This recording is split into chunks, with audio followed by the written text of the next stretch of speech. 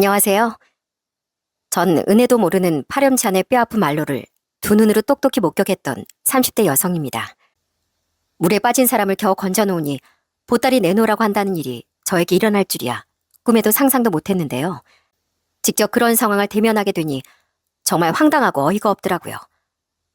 그렇지만 전 그대로 당할 수밖에 없었는데요. 제가 어떻게 반격을 했는지 지금부터 속 시원하게 여러분들께 얘기해 보려고 합니다. 저희 집엔 만인의 사랑을 받는 사람이 한 명 있는데요. 그건 바로 저희 아빠입니다. 저희 아빠는 공무원이셨고 엄만 병원에서 근무를 하셨는데 아빠는 젊었을 때부터 동네에서 만능 해결꾼으로 반장님이라고 불렸었어요. 휴일에 집에서 밥을 먹고 있으면 늘상 동네 주민들이 찾아와 아빠에게 도움을 요청하곤 했으니까요. 아이고, 백반장, 밥 먹고 있었어? 아니, 내가 뭐 좀 고쳐야 하는데 좀 와서 봐줄 수 있는가 하고 밥 먹고 시간 좀 되는가? 아유, 그럼요. 지금 바로 보러 갈게요. 밥이야 이따가 와서 다시 먹으면 되죠. 그래주면 나야 고맙지. 고마워, 백반장. 이렇게 항상 동네 사람들이 어려움을 나서서 척척 해결해주는 아빤 늘 사람들에게 사랑과 존경을 받으셨습니다. 거기다가 아빤 불의를 보면 참지 않고 약자의 편에 서는 정의로운 사람이셨어요. 어느 날은 비가 꽤 많이 내리던 날이었는데 아빠가 퇴근을 하시면서 학교로 절 데리러 오신 적이 있었습니다. 그때 집으로 향하는 길에 아빠가 갑자기 절 갓길에 세우시더니 차에서 후다닥 내리시더라고요. 그리고서 아빠가 향한 곳을 보고 전 깜짝 놀랄 수밖에 없었죠. 아빤 폐지를 줍는 할머니께 우산을 씌워드리고 할머니 리어카를 손수 끌어주셨어요. 그 모습을 보고 저 역시 차에서 내려 아빠와 함께 할머니 리어카를 끌어다 드리기도 했고요.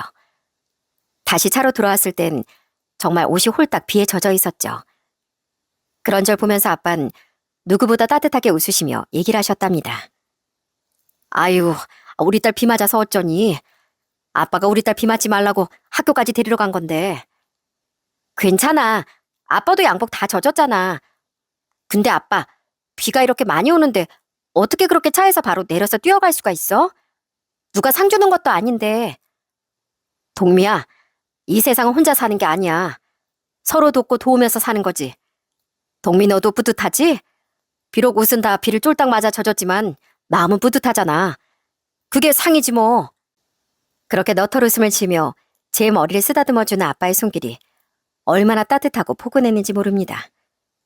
그날 집으로 돌아가 엄마에게 잔소리를 좀 듣긴 했지만 아빠의 말처럼 전 그날 마음이 참 뿌듯하고 기분이 좋았어요. 아빤 저와 남동생에게 늘 약자의 편에 서서 정의롭게 살아야 한다고 얘기를 하셨고 그런 아빠의 영향을 많이 받아 저흰 건강하게 잘 자랄 수 있었답니다. 전 대학을 나와 직장에 취직하면서 사회생활을 하게 되었어요. 그러다 20대 후반에 만나던 남자친구와 결혼을 결심하게 되었죠. 예비 시댁은 충청도였는데 예비 시부는 평생 꽃게잡이 어선을 탔던 사람이었어요. 그러다 60대 초반에 병에 걸리셔서 그 뒤론 일도 하지 않으셨고 예비 시모는 지역 횟집 식당에서 직원으로 일을 하셨죠. 그리고 남편보다 6살, 8살이 많은 누나들이 있었는데요. 처음엔 예비 남편이 집안에서 막내 아들이다 보니 첫인살 갔을 때 정말 긴장을 많이 했었답니다. 첫인살 가던 날 전 예비 시모가 일하는 횟집으로 초대를 받게 되었어요. 잔뜩 긴장을 한 상태로 횟집에 들어가게 됐는데 들어가자마자 정말 반가운 인사소리가 들려왔습니다. 절 환하게 맞이해준 사람은 바로 예비 시모였어요. 어머나, 반가워요. 나 창욱이 엄마예요. 여기까지 오느라 고생 많았죠? 얼른 들어와요, 들어와. 어머님 안녕하세요. 백동미라고 합니다. 처음 뵙겠습니다. 제가 일찍 인사를 왔어야 하는 건데. 아니에요, 아니야. 나도 바쁘고 다들 바쁘지 뭐. 창욱이가 동미 씨 얘기 많이 했어요. 듣던 것보다 훨씬 더 미인인데. 얼른 들어와서 앉아요. 창욱이 누나들도 다 와 있고 아버지도 와 계시고요. 밥 먹으면서 우리 천천히 얘기 나눠봐요. 그렇게 식당 안으로 들어가니 예비 시부와 예비 신우들도 모두 일어나 절 반갑게 맞이해 주시더군요. 모든 식구들이 절 환영해 주니 저도 긴장을 풀고 즐겁게 시간을 보낼 수 있었답니다. 저희 집에서도 씩씩하고 책임감 있는 예비 남편을 정말로 마음에 들어 하셨고요. 예비 남편은 화물차 회사에서 직원으로 운전을 했었는데 엄만 좀 걱정이 많으셨지만 아버지는 오히려 더 좋아하셨습니다. 들어보니까 화물차 운전한다던데 그럼 며칠에 한 번씩만 집에 들어오는 거 아닌가? 우리 동미랑 결혼하면 자주 못 보고 그러겠네. 화물차 운전이 또 위험하기도 하고 말이야. 네, 어머님. 지방에 내려가게 되면 며칠씩 있다가 올 때도 있습니다. 그렇지만 항상 안전을 최우선으로 생각하고 저 열심히 일하고 있습니다. 그래, 여보. 젊은 사람이 화물 운전한다는 게 어디 쉽나? 솔직히 젊은 사람들 중에 화물 운전하라고 해도 안 하는 사람들이 태반이야. 그런데 여기 손서방은 지금까지 성실하게 일하면서 사고 한 번 없이 착실하게 하고 있지 않은가? 당신 미리 앞서서 걱정하는 것 같아. 내가 보기엔 앞으로도 손서방 잘할 것 같구만 뭘. 감사합니다, 아버님. 제가 정말 열심히 일해서 동민 씨 꼭 행복하게 해주겠습니다. 그래. 난 자네 그 씩씩함이 아주 마음에 드네. 아빠의 적극적인 지원으로 저희 집에서도 결혼 허락을 받게 되었고 그렇게 저흰 결혼을 하게 되었어요. 저보다 3살이 많았던 남편은 정말 성실하고 책임감이 강한 사람이었어요.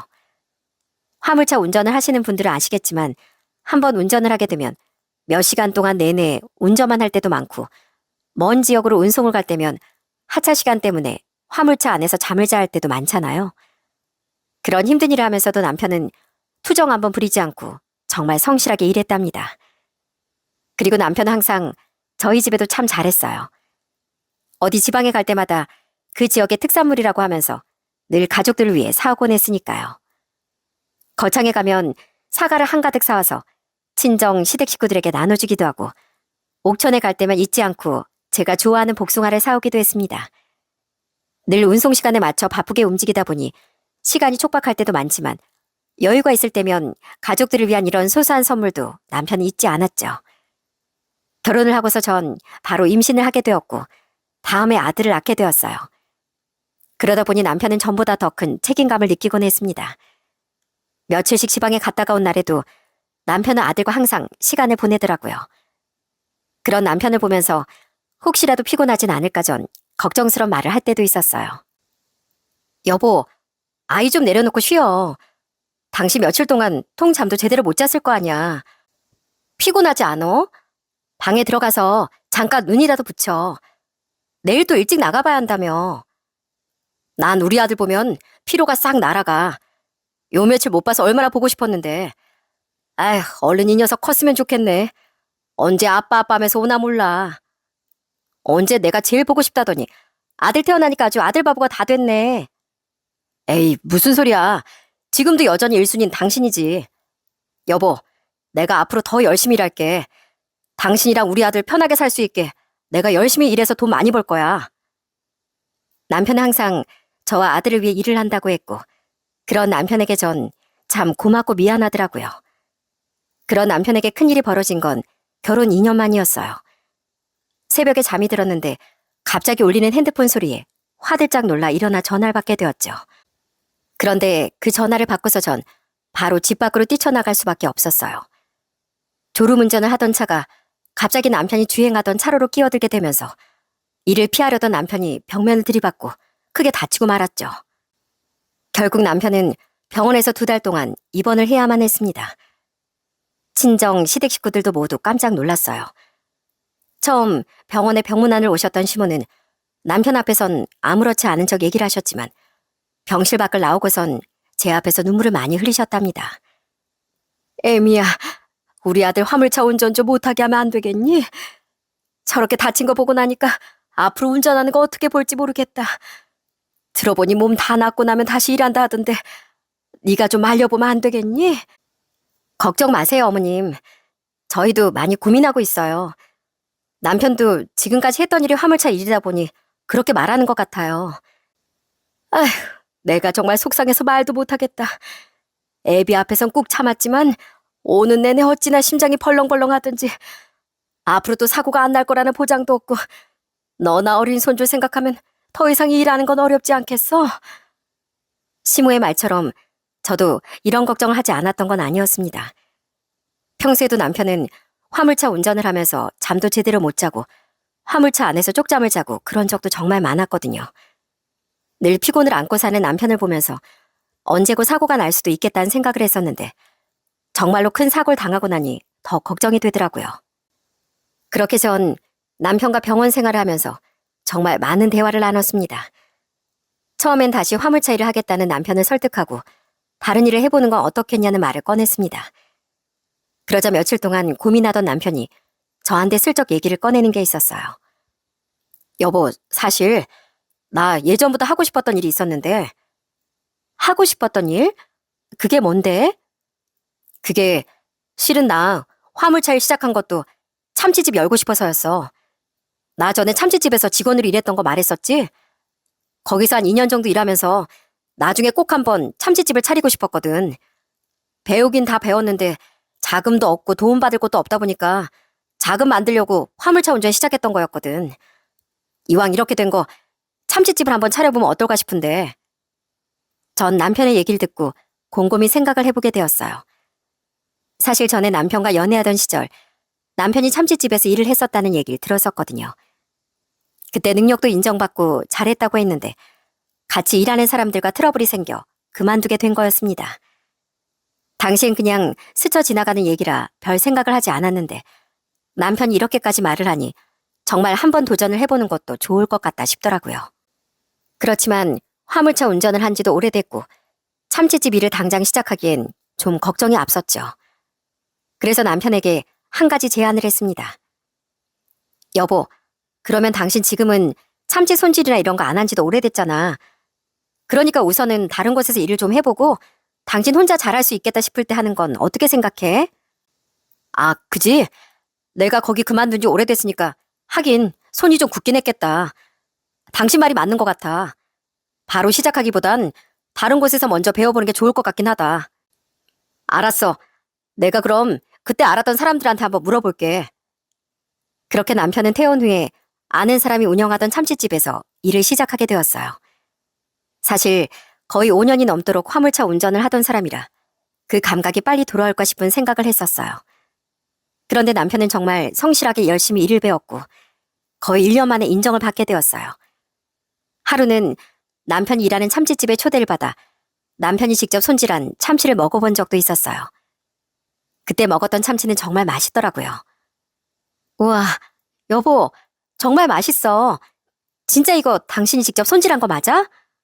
사장님이 옆에서 도와주신 거 아니고요? 아니에요. 이제 창욱이가 얼마나 잘하는지 모릅니다.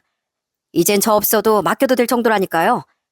전에 같이 참치집에서 일할 때도 금방 잘하더니만 일 안 한 지 오래됐는데도 잘하네요. 재수씨, 이제 진짜 참치집 시작해도 될 것 같아요. 참치집 사장님도 인정할 정도로 그렇게 손질 실력을 갖추게 된 남편을 보면서 정말 대단하다는 생각도 많이 했습니다. 남편은 그 정도로 어느 하나에 몰두하면 끝까지 해내는 그런 사람이었어요. 그렇게 저희는 참치집 창업을 준비하게 됐습니다. 사실 가게를 구하고 이것저것 준비하는데 필요한 자금이 생각보다 많아서 걱정이 많았던 상황이었어요. 시댁은 넉넉지 않은 형편이라 도움받긴 어려웠고 저희가 그동안 모아둔 돈과 대출로 시작을 해보자 생각을 하고 있었죠. 그러던 어느 날 이 소식을 듣게 된 아빠가 저와 남편을 부르셨어요. 그러더니 꺼낸 얘기를 듣고 저희들은 눈물을 흘릴 수밖에 없었습니다. 그래, 참치집 준비한다고 하던데 어떻게 잘 알아보곤 있는 거야? 그래도 가게 마련하는 것부터 인테리어까지 하려고 하면 한두 푼이 아닐 거 아니야. 네, 열심히 준비는 하고 있는데 생각보다 필요한 물품들이 많아서요. 아마 대출도 받고 하면서 준비해야 할 것 같습니다, 아버님.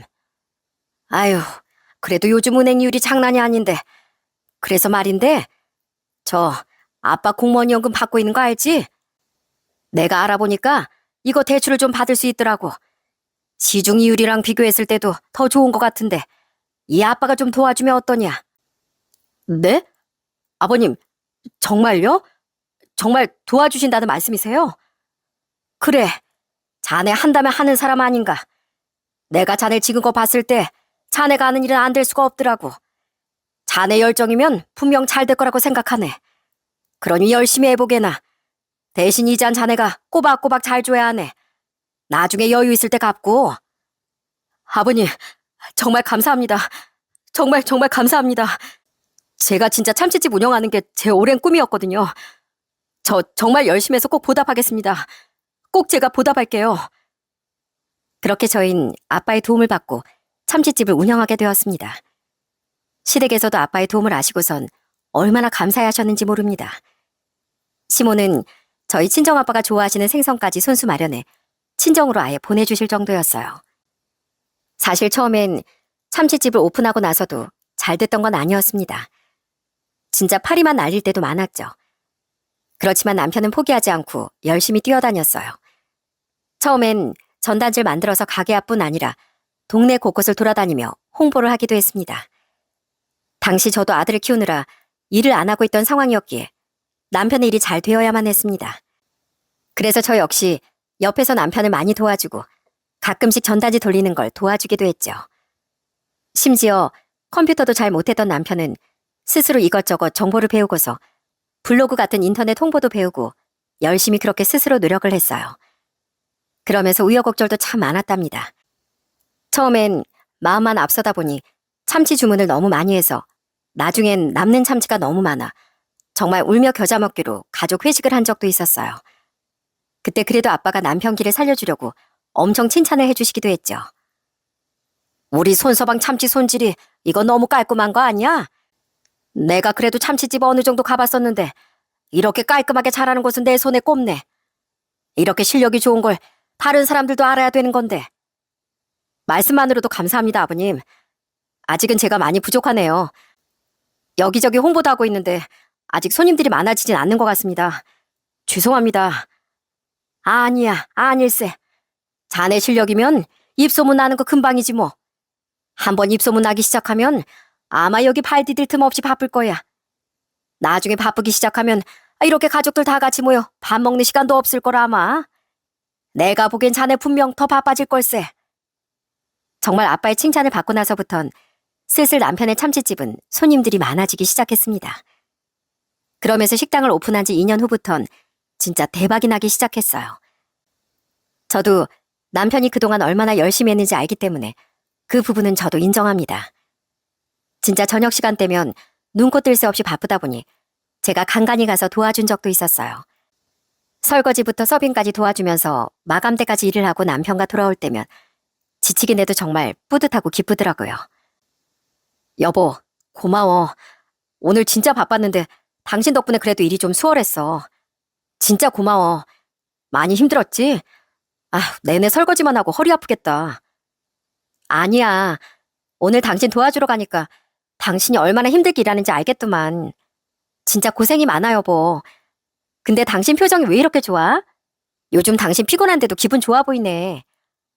여보, 나 실은 요즘 진짜 행복하다. 평생 하고 싶었던 일하니까 얼마나 재밌는지 몰라. 사람들이랑 소소하게 대화하는 것도 재밌고 거기다가 가게도 잘 되니까 얼마나 행복한데. 앞으로도 요즘처럼 잘 되면 좋겠다. 그렇게 남편과 하하호호 웃으며 집으로 돌아오면서 정말 이 행복이 오래오래 계속됐으면 좋겠다는 생각을 했습니다. 그런데 역시나 돈이라는 게 참 웃기더라고요. 없을 땐 그렇게 간절하더니 풍족해지니 사람 마음을 이렇게 흔들 줄은 몰랐습니다. 어느 날부터 돈을 많이 벌기 시작하니 남편이 점점 변하더라고요. 그 성실하고 착실한 사람이 이렇게 변할 줄이야 그때는 몰랐죠. 한 번은 큰 신우한테서 저한테 전화가 왔습니다. 올케, 잘 지내고 있지? 안 그래도 한번 올케 보러 가야 하는데 나도 정신이 없어서 못 가고 있네. 그래, 별일 없지? 별일은요. 요즘 남편도 식당 하느라 바쁘고 저도 아이 보느라고 정신이 없네요. 제가 먼저 연락을 했어야 하는 건데 형님도 잘 지내시죠? 그럼. 올케 덕분에 우리 진짜 편하게 이사했어. 정말 고마워. 동생은 갚지 않아도 된다고 했지만 내가 어떻게 그래. 다음에 내가 잘 되면 올케한테 꼭 돈 갚을게. 알았지? 정말 고마워. 나 고맙다는 말 하려고 전화한 거야. 전 큰 신우의 말이 무슨 말인지 이해가 되지 않았어요. 돈을 갚는다니 그게 무슨 말인가 싶어서 남편에게 물어보게 되었어요. 그런데 남편이 하는 말이 정말 기가 막히더라고요. 큰 누나한테 돈 좀 보내줬어. 누나 이사하는데 좀 빠듯한 것 같아서. 뭐?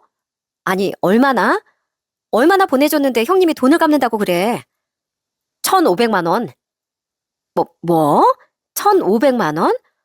아니, 그 큰 돈을 보내면서 나한테 말 한마디 상의 한 번 안 한 거야? 그 정도 보내는 거면 나한테 말을 했어야지. 뭘 이 정도 가지고 상의까지 해. 아, 그리고 내가 번 돈 내가 쓴다는데 뭐 일일이 당신한테 말을 해야 하는 거야? 생활비 주잖아, 생활비. 나머지 내가 좀 알아서 할게. 내가 버는 돈에 비해서 과하게 쓰는 것도 아니고 왜 그래 대체? 아무리 그래도 그렇지. 우리 부부인데 당연히 먼저 상의해야 맞는 거 아니야? 아, 진짜. 안 그래도 바쁜데 뭘 일일이 다 상의를 하냐고. 내가 알아서 한다니까. 그때부터 남편은 점점 돈을 마음대로 쓰기 시작했습니다. 제가 한번 이렇게 기분 나빠하자 그때부터 몰래 시댁에 큰 돈을 주고서 말도 안 하고 숨기기 시작하더군요. 큰 시누이뿐 아니라 둘째 시누한테도 1,000만 원을 보내주곤 나중에 제가 알았을 땐 자기 어렸을 적에 서울 처음 왔을 때 달방을 얻어준 값 갚는 거라며 대수롭지 않게 얘기를 하기도 했습니다. 그런 일이 정말 많아지기 시작하면서 저와 남편 사이에도 점점 골이 생기기 시작했어요. 특히나 남편과의 갈등이 심해진 건 바로 술 때문이었죠. 아무래도 가게에 젊은 사람들이 많이 오고 가고 거기다 주변 상인들이 대부분 젊은 사장들이 많다 보니까 그 사람들과 어울리기 시작하면서부터 집에도 늦게 들어오고 술을 엄청 마시기 시작하더라고요. 어느 날은 남편 옷을 정리하는데 주머니에서 카드 영수증이 나온 거였습니다. 그런데 그 영수증을 보고서 진짜 경악을 금치 못했어요. 상호명도 이상했지만 술값이 무려 239만 원이나 결제된 거였어요. 인터넷으로 검색도 해보고 알아보니 여기가 아가씨들이 나오는 그런 술집이더라고요. 그걸 알고서 얼마나 화가 나던지 제가 바로 남편에게 따져 물었습니다. 그런데 글쎄 남편이 뭐라고 했는지 아세요? 아, 사업하는 사람 다 그래. 다 여기저기 접대하느라고 바쁘다니까. 내가 저기 가서 뭐 여자랑 어쩌기라도 하겠어? 다 사업상 어쩔 수 없는 거니까 가는 거야. 당신이 사업을 잘 몰라 그렇지? 아무리 세상이 바뀌었다지만 지금도 이런 접대는 필수라니까. 지금 그걸 말이라고 해? 당신이 무슨 사업을 하는지 내가 몰라서 그런 말해? 당신 참치 파는 식당 하잖아. 아니, 거기서 무슨 접대가 필요한데? 이거 봐봐. 당신은 사업에 대해 아무것도 모른다니까. 참치 식당 한다고 접대가 왜 필요 없어? 참치 더 싸게 받으려면 당연히 접대하고 그래야지. 그리고 손님들 끌어모으는데도 이런 접대가 필요하다니까 그러네. 참, 당신이랑은 말이 안 통한다. 말이 안 통해.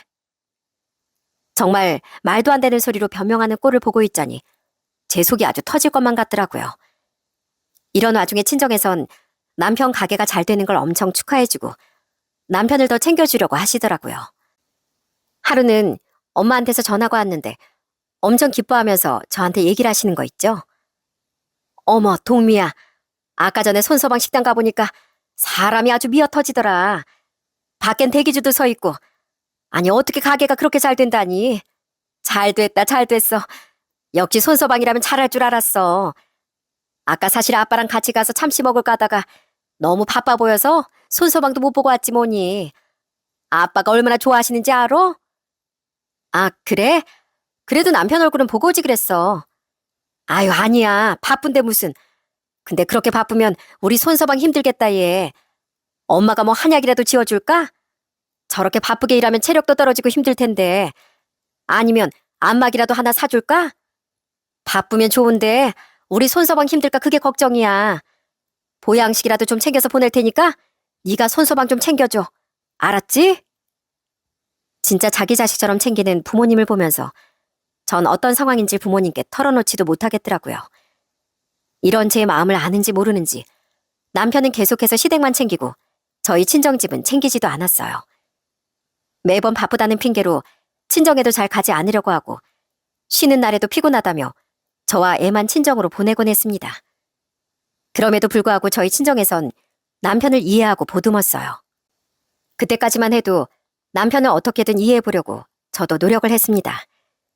사실 사업을 하면서 남편도 혼자서 돈 버느라 고충이 있을 거라 생각했거든요. 그런데 그런 제 마음이 결혼한 지 5년 만에 차갑게 식어버린 사건이 벌어지고 말았습니다. 그날은 오랜만에 남편이 어디 약속이라고 나가지도 않고 집에 있었던 날이었어요. 남편이 씻겠다며 욕실로 들어갔고 5살인 아들이 남편의 핸드폰으로 영상을 보고 있었죠. 그쯤 애들이 핸드폰을 또 많이 보잖아요. 아들도 역시 좋아하는 캐릭터 영상을 한참 보다가 이내 지루했는지 다 꺼버리고 저한테 남편 핸드폰을 가지고 오더라고요. 그런데 그때 마침 문자가 하나 띠링 울리며 도착을 했습니다. 연달아 몇 번이나 울리길래 전 급한 문자인가 해서 열어보게 되었어요. 그런데 전 그 내용을 보고서 정말 경악을 금치 못했습니다. 오빠, 안녕하세요? 저 그때 앉았던 땡땡인데요. 오늘 저희 가게 오시면 안 될까요? 오늘 손님이 없어서 저 공치고 있거든요. 오빠 보고 싶어요. 빨리 오세요. 이러면서 문자가 오는데 와, 정말 가관이더군요. 그걸 보고서 전 바로 남편의 다른 문자들도 보기 시작했습니다. 그런데 이 여자뿐 아니라 어디 없어 여자랑도 계속 연락을 하고 지내고 있었고 서로 보고 싶다느니 어쩐다느니 이런 말을 서스럼 없이 하고 있더라고요. 거기다 이게 다가 아니었어요. 또 어떤 문자를 봤더니만 처음 본 여자랑 둘이 대화를 한 내역이 있었는데 그 여잔 또 어디서 만났는지 아세요? 바로 나이트에서 만났던 여자더라고요. 나이트에서 만나서 재밌었느니 어쩌니 하면서 신나게 대화하는 걸 보고 나니 머리에 있던 핀 하나가 탁 빠지는 것 같은 느낌이었습니다. 온 몸이 부들부들 떨리는데 화를 주체하지 못하겠더라고요. 딱 그때 남편이 씻고 나온 모습이 보였습니다. 전 남편을 향해 소리를 쳤어요. 당신, 이거 뭐야? 어? 도대체 이 여자들은 뭐냐고? 뭐야? 뭐야? 당신 내 핸드폰 뒤진 거야? 아니, 왜 남의 핸드폰을 뒤져? 그거 별거 아니야. 왜 남의 핸드폰을 파가지고 난리야? 뭐? 남의 핸드폰? 야, 너 뒤에서 이딴 짓거리 하느라 바빴니? 어떻게 처자식까지 있는 사람이 밖에서 이런 짓을 할 수가 있어? 도대체 당신 밖에서 뭐 하고 다니는 거야? 아들 보기 창피하지도 않아? 내가 뭐 어쨌다고 그래? 내가 뭐 이 여자들이랑 바람이 나서 뭘 어쨌어? 이게 바람이 아니면 뭔데? 여자들이랑 희희낙낙 별 얘기 다 하면서 연락 주고받고 하는 게 바람이 아니면 뭐냐고? 바람은 무슨? 이 여자들이랑 잔 것도 아니고 데이트한 것도 아니고 밥 한 끼 먹고 술 한 잔 마신 것뿐이야. 그리고 내가 무슨 술집 여자들이랑 뭘 어쩌겠어? 그냥 한번 접대야 하니까 친하게 지낸 것뿐이지 뭐. 진짜 답답하다 답답해. 아니, 밖에서 사업하는 남편 이런 식으로 대하면 어쩌자는 거야? 사업을 하라는 거야 말라는 거야? 적반하장으로 오히려 화내는 남편을 보면서 얼마나 기가 찼는지 모릅니다. 싹싹 빌어도 모자랄 판국에 오히려 자신을 얽매고 답답하게 한다며 말을 하더라고요. 거기다가 남편은 더 화를 내면서 저에게 엄청난 폭언을 쏟기 시작했습니다. 그래, 당신 말 한번 잘했다. 나 당신이랑 진짜 도저히 못 살겠어. 어? 사업하는 사람 어느 정도 이해해주고 그래야지. 사람이 사업하다 보면 좀 그럴 수도 있는 거지. 뭘 이런 거 가지고 사람을 죄인 취급을 하는 거야? 나 도저히 당신이랑 못 살겠어. 내 나이 이제 고작 30대 후반이야. 내가 지금까지 왜 이렇게 살았는지 모르겠고 밖에 나가보면 당신보다 더 예쁘고 쌩쌩한 여자들 천지야. 당신은 진짜 우리나라 하위 10%도 안 되는 거 모르지? 내가 지금껏 참고 살아준 걸 감사한 줄도 모르고 이제 나 돈도 잘 벌고 너랑 더 살 이유 없어. 그러니까 정신 좀 차려. 그러더니 남편은 옷만 입고 바로 나가버리더군요. 그리고 나선 한 통 연락도 없었고요. 여러분, 저희 남편 진짜 배은망덕하지 않나요? 물론 본인이 노력해서 거기까지 올라간 것은 저도 인정합니다. 그런데 그 시작을 생각도 하지 않는 남편의 꼬라지를 보면서 전 도저히 참을 수가 없었어요. 그래서 전 결단을 했습니다. 남편이 그렇게 집을 나가고서 연락이 두절된 후 이틀이 지났을 때 그때서야 남편은 저한테 연락이 왔어요. 제가 전화를 받자마자 남편은 정말 다급한 목소리로 물었습니다. 당신 혹시 우리 가게 내놨어? 가게 내놨냐고? 가게 내놨는데 왜? 아니, 그걸 왜 내놔? 그리고 내 가게를 왜 당신이 내놔? 지금 뭐 하자는 거야? 당신 그 가게 4명인 거 잊었구나? 당신은 그 가게 운영할 자격도 없어. 그 가게 우리 아빠가 해주신 거잖아. 근데 당신 지금 뭐해? 우리 아빠한테 원금 조금이라도 갚았어? 이자만 내고 지금까지 번 돈 원금 갚았냐고. 너랑 네 집만 호의호식하고 있는 거 내가 모를 줄 알고? 부동산에 물어보니까 그래도 장사가 잘 돼서 권리금도 많이 받을 수 있긴 하더라. 그래서 내가 가게 내놓기로 했어. 뭐라고? 아니, 그게 왜 네 가게야? 내가 내 힘으로 키워낸 가게지. 명의만 네 거지. 그건 내 거야. 내 거라고. 전 남편의 말에 코웃음이 절로 나왔습니다. 역시나 이 아둔한 남편은 생각이라고는 없는 사람이었어요. 그게 왜 당신 가게야? 네가 세금 내니? 네가 부가가치 신고해? 아니면 종합소득세 신고를 하니? 네가 네 이름으로 경비 처리하냐고. 잘 모르겠으면 당장 가게 가서 사업자 등록증에 누구 이름으로 되어 있는지 보고 그때 전화해. 야, 나 그 가게 절대 못 줘. 절대 그렇게 안 뺏겨. 절대 안 된다고. 그럼 어디 마음대로 해봐. 근데 어쩌지? 법적으로는 분명 내 명의로 되어 있는데. 아, 시작도 아마 우리 아빠 돈으로 시작한 거 다 입증될걸. 어디 할 만큼 해봐. 그리고선 전 남편의 전화를 바로 끊어버렸습니다. 그제서야 남편은 아주 안달복달이 났는지 계속해서 전화가 오더라고요. 처음에 몇 번 전화를 받지 않다가 결국엔 저도 남편의 전화를 받았습니다. 그랬더니 남편이 하는 말이 진짜 웃기지도 않더라고요. 야, 알았어. 그럼 내가 딱 절반 떼어줄게. 알았지? 그럼 되잖아. 내가 지분 절반 너한테 줄 테니까 제발 이제 그만 좀 해. 지금 내가 가진 돈은 많지 않으니까 매달 돈 절반 떼어주면 되는 거 아니야. 야, 지금 누가 큰 소리 치고 있는 거야? 너 지금 상황 판단이 제대로 안 되는 모양인데 지금 상황에선 네가 나한테 무릎 꿇어서라도 한 번만 용서해달라. 이거 없으면 안 된다. 간절하게 호소해야 하는 거 아니야? 근데 지금 너 뭐하니? 나한테 협박하는 거야? 아니, 그게 아니라 그 식당 그거 내가 일으킨 거잖아. 그래? 그럼 법대로 해, 법대로. 우리나라 법이 있잖아. 서류가 제일 중요하거든. 네 말대로 네 지분 주장하려면 법대로 하라고. 끝까지 뻔뻔하고 염치 없는 남편을 보면서 전 진짜 이대로는 안 되겠다. 마음을 굳게 먹게 되었습니다. 처음엔 그래도 남편이 자기 가게라고 인정을 받을 수 있을 거라 생각했던 모양이었어요. 그렇지만 운영을 한 것만으로 그게 다 인정을 받을 수는 없는 거 아니겠습니까? 거기에 본인 돈 한 푼이 안 들어가 있는데 홀라당 자기 가게라고 가지고 가는 게 더 웃긴 얘기겠죠. 그러다 보니 나중엔 진짜 가게를 보러 오는 사람들이 많아지기 시작하고 본인도 여기저기 알아보다 보니까 이게 자기 뜻대로 되지 않는다는 걸 알게 됐는지 그때서야 아주 애걸복걸 빌기 시작하더군요. 남편은 제가 전화를 받지 않으니 드디어 집에 들어오더라고요. 그러더니 들어오자마자 제 앞에 무릎을 탁 꿇더니 사정사정을 하는 거였습니다. 여보, 진짜 미안해. 어? 진짜 내가 잘못했어. 생각해보니까 내가 정말 잘못한 것 같아. 나 정말 앞으로는 여자들도 안 만나고 술집도 절대 안 다니고 나 당신한테 정말 잘할게. 어? 그러니까 한 번만 용서해줘. 내가 잘한다니까? 내가 정말 잘할게. 이거 왜 이래? 뭐 좀 들은 거라도 있나 보지? 당신 뜻대로 안 될 거 아니까 이러는 거야? 웃기지도 않네 정말. 여보, 내가 잘못했다니까. 내가 이렇게 싹싹 빌게. 내가 정말 잘못했어. 제발 한 번만 좀 봐줘. 나 다시는 그런 짓 안 하고 성실하게 열심히 일할게. 나 분명 전엔 안 그랬잖아. 내가 잠깐 미쳤었나 봐. 미안해. 나 한 번만 믿어줘. 제발 나 한 번만 믿어달라고. 야, 내가 널 어떻게 믿니? 널 믿느냐 아예 돌을 믿고 말지. 너 지금까지 빼돌린 돈만 해도 2억이 넘더라. 그동안 나한테 수익 적게 벌었다고 하더니 나중에 세금 신고하려고 보니까 진짜 수억은 벌었던데. 근데 그 돈 다 어디 갔니? 그 돈 네가 다 빼돌려서 어디 갔냐고. 아, 그게 있잖아 여보. 말 못하겠지? 그렇겠지. 네가 어떻게 그걸 다 말하겠어? 내가 내 입으로 직접 말해줘? 지금까지 밖에서 딴 여자들한테 펑펑 돈 쓰느라 바빴잖아. 아니야? 술집 여자들 매출 올려주느라고 그 돈 다 쓴 거 아니냐고. 근데 지금까지 그딴 식으로 해온 널 어떻게 믿어?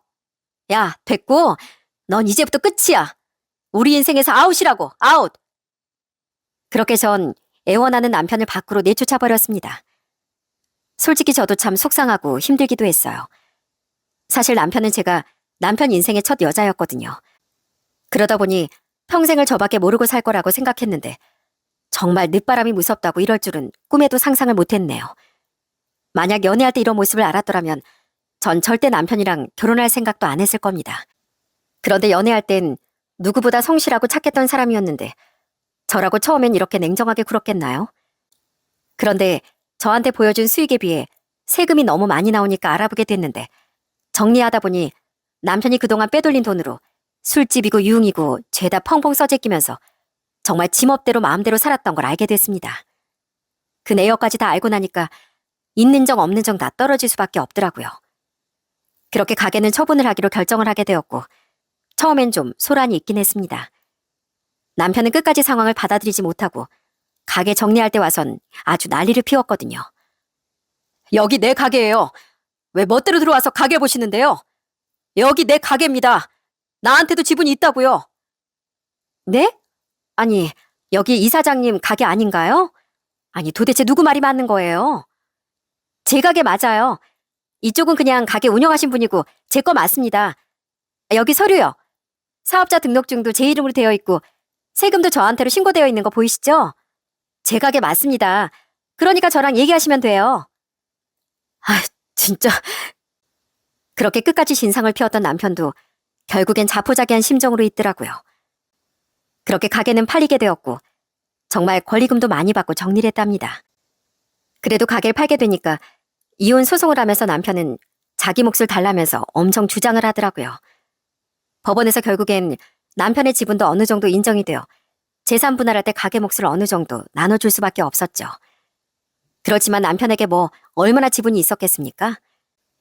돈 한 푼 들이지 않고 가게를 오픈한 것도 모자라 수익이 나면 원금을 갚아야 하는데 그것도 안 갚고 수익도 다 속이고 자기 멋대로 억대를 써버렸는데요. 그러니 남편 수중에 남는 돈은 별로 없을 수밖에 없었죠. 이혼을 하면서 시댁 분위기는 어땠냐고요? 정말 웃기게도 팔은 역시나 안으로 굽더라고요. 남편이 지금껏 한 짓들을 죄다 시댁에 까발렸음에도 시모는 끝까지 본인의 아들을 두둔하고 나섰습니다. 이혼이 결정되기 전 저한테 전화가 오더니 하는 말이 정말 제 속을 뒤집어 놓더라고요. 아휴, 애미야. 그렇다고 이혼하겠다고 하면 어쩌니? 애도 어린데 그래도 아빠는 있어야지. 그리고 남자들 다 한 번씩 그러는 거야. 네가 아직 잘 뭘 몰라서 그렇지? 한 번만 좀 넘어가라. 안 그래도 열심히 일하는 애 그렇게 꼭 해야만 되겠어? 어머님, 아빠가 그런 사람이라면 저희 아들한테는 아빠 필요 없어요. 아들이 대체 뭘 보고 배우겠어요?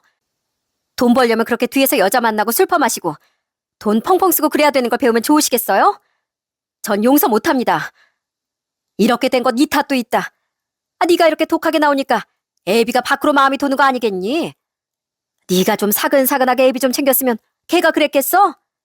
너도 잘한 거 없어. 뭐든 손바닥이 마주쳐야 소리가 나는 거야. 뭐라고요? 그 잘난 아들 지금 어쩌고 지내는지는 아세요? 처자식 내팽개치고 밖에서 무슨 짓을 하고 돌아다니는지 아시냐고요? 그런 남편을 제가 뭐하러 감쌉니까? 어머님이나 그런 아들 끌어안고 사세요. 이만 전화 끊겠습니다. 모든 사실을 알고서도 제 탓을 하는 시모를 보면서 전 더 마음을 굳게 먹었습니다. 그나마 시누이들은 미안하다고 연락이 왔지만 제 마음은 돌아서지 않았어요. 그렇게 이혼을 하면서 전 재산 분할한 돈에서 아빠에게 돈도 갚고 이자도 챙겨드렸답니다. 정말 그 많은 돈을 혼자서 펑펑 써제끼면서 아빠가 빌려준 돈 한 푼 갚지 않았다고 생각하니 진짜 황당하고 어처구니가 없더라고요. 그래서 한 방에 아빠 돈부터 먼저 갚았죠. 부모님은 좀 속상해하시긴 했지만 그래도 제 결정을 존중해 주셨답니다. 오히려 제가 취직하고 일을 다니면서 아들도 곁에서 잘 봐주세요. 제 남동생도 저한테 응원도 많이 해주고 격려도 해주면서 제 편이 되어줬고요. 그리고 전 남편은 이혼하고 나서 다른 곳에서 그래도 참치집을 차린 모양이었어요. 한 번 차려서 대박을 봤으니 또 차려도 대박 날 거라고 생각을 했나 봅니다. 그런데 이미 마인드가 글러먹은 전 남편이 잘 될 리가 있겠습니까? 여러분도 아시다시피 요즘 참치가 워낙 단가가 비싸졌고 경기는 또 그만큼 어려워졌잖아요. 그런데 그 와중에도 전 남편이라는 사람은 아주 여자의 환장을 해선 가게 예쁜 여자 손님들만 오면 공짜로 퍼주고 어떻게 좀 해보려고 막 난리 부르스를 쳤던 모양이었어요. 그러니 전 남편 식당은 입소문이 아주 지저분하게 났더군요. 가게 사장이 손님들한테 찝적댄다는 소문이 나니까 이젠 가게를 찾는 사람들도 없는 것 같습니다. 그래서 그런지 한 번은 술을 먹고선 저한테 전화가 왔더라고요. 야, 백동미, 잘 사냐? 사람 인생 망쳐놓고 사니까 기분 좋냐? 술 퍼마셨으면 곱게 들어가 잠이나 자. 어디서 술주정이야? 그리고 인생 망친 거 나 때문 아니거든? 그러니까 누가 여자들한테 찝쩍대래? 자기가 그래 놓고선 어디서 행패야? 끊어! 야, 백동미. 아니, 나 그냥 좀 잘 되고 싶어서 그런 건데 내가 그 가게만 꾸준히 했어도 나 이런 꼴 안 당했다고. 어? 네가 내 가게 뺏어가는 바람에 이런 거라고. 웃기시네. 넌 그 가게 그대로 운영했어도 지금처럼 집어른 남 못 주고 더러운 짓이나 하고 다녔을 거야. 차라리 그때 정략의 신의 한 수다, 신의 한 수. 내가 너랑 이렇게 헤어진 걸 이토록 천만다행이라 생각할 줄은 꿈에도 몰랐네. 제발 좀 정신 차리고 살아, 인간아. 그렇게 전 남편은 끝까지 정말 정신 못 차리고 살고 있습니다. 그래도 다행인 게 지금 양육비는 아직까지 꼬박꼬박 보내주곤 있어요. 그래서 지금은 저도 별말은 하지 않고 있지만 조금이라도 밀리기 시작하면 그땐 저도 가만히 있지 않을 생각입니다. 세상 성실하고 착실했던 그 사람은 도대체 어디 가고 아주 정신 못 차리고 여자의 환장을 해선 왜 저렇게 변했는지 모르겠네요. 삼천궁녀 의자왕이라고 뭐 그렇게 옆에 여자들 두고 싶었던 건지 도대체 알 수가 없습니다. 남장 가진 게 많아지면 그때서야 본색을 드러낸다고 하는데 정말 그 말이 맞더라고요. 이런 한심한 남편을 그동안 믿고 있었다니 지금이라도 제가 정신을 바짝 차린 게 다행이다 싶습니다. 어렵고 힘들 땐 이런 성격이 있을 거라고는 생각도 못 했었는데 전 남편은 정말 잘 살 자격도 없는 것 같아요.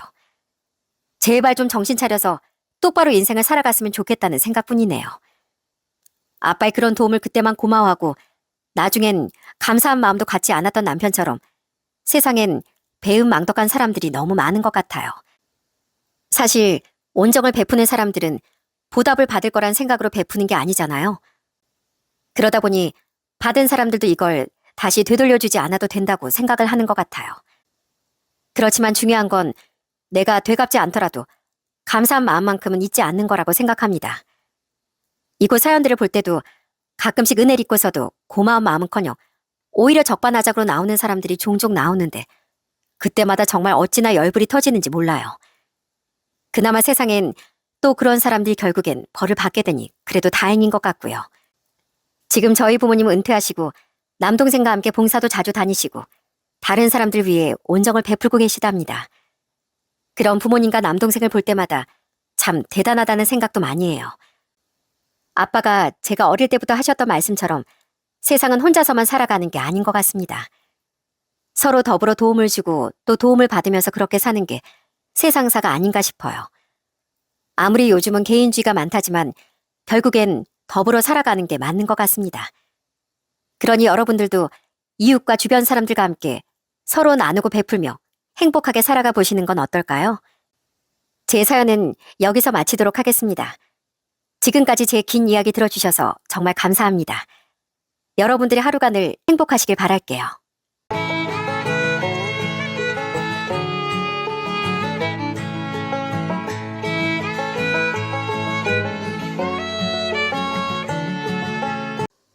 안녕하세요. 저는 두 아들을 키우고 있는 30대 엄마입니다. 열 손가락 깨물어 안 아픈 손가락 없다고 하지만 자식을 키우다 보면 늘 자식이 사랑스럽고 예쁘게만 보이는 건 아닌 것 같네요. 그렇지만 그 못난 모습도 제 자식이기에 감사하게 되는 것 같고요. 그렇지만 제 주변엔 삐뚤어진 오정으로 인해 관계가 파탄난 사람도 있었는데요. 잘못된 사랑이 얼마나 많은 사람을 망치게 되는지 이번 사건으로 전 똑똑히 알게 됐습니다. 내 자식만 귀하다 생각하면 어떤 일이 벌어지게 되는지 지금부터 한번 여러분들께 제가 겪었던 사건을 들려드리려고요. 저희 부모님은 동갑내기 친구 사이였다가 성인이 되어 연인으로 발전해 결혼을 하셨습니다. 결혼을 하시고서 절 낳고 남동생 둘을 연년생으로 낳았지만 항상 두 분은 친구같이 지내셨어요. 그러다 보니 부모님은 자식들을 참 귀하게 여기시기도 했지만 늘 항상 1순위인 서로였습니다.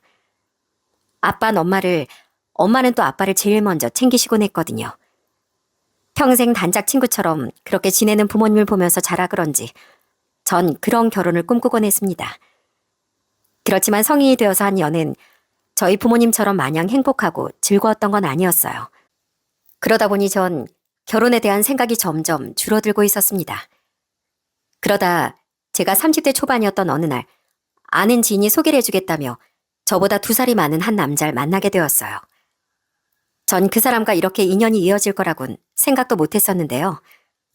왜냐하면 그 남잔 정말 한 번도 연애 경험이 없는 숙맥이었거든요.